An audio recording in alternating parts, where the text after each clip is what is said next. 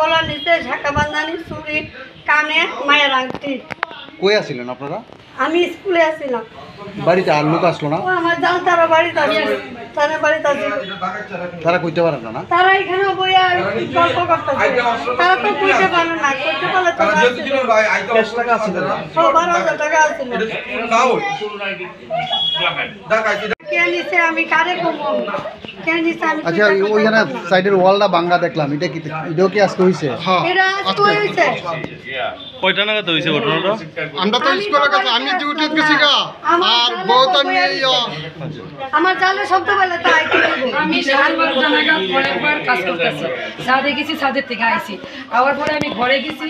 আমি কই না আমার তো এই ঘটনা যে ঘটতেছে আমি ঘরে ঢুকতাম না, আমি দরজাটার সামনে দাঁড়াই রয়েছি, এদিকেও খেয়াল রাখো আমার বড় খেয়াল রাখো।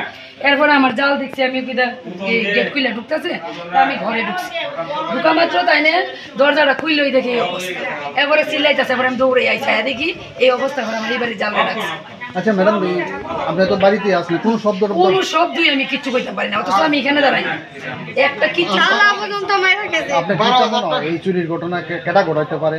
অনেক দাদা, আমি তো নির্দিষ্ট কিছু কইতে পারতাম না, কিন্তু তারা একটা শক্ত কোনো টিম, তারা বড় ধরনের, তারা একা আইছে না, একার কাজ না এটা, একা করণ সম্ভব হইতই না, সম্ভবই না একা করণ। কয়টা নাগাদ হয়েছে ঘটনাটা? ঘটনাটা ধরেন 12:40 থেকে 1:10 মধ্যে ঘটনাটা ঘটছে, ঠিক এই টাইমের মধ্যে ঘটনা। কারণ 12:30 নাগাদ আমি ছাদের উপরে থেকে আইসি, এর আগে আমি গেছি, সবই ঠিক আছে, এদিকেও গিয়েছি আমি, আমার ছেলের আবার শিকড়াই তো নিছি।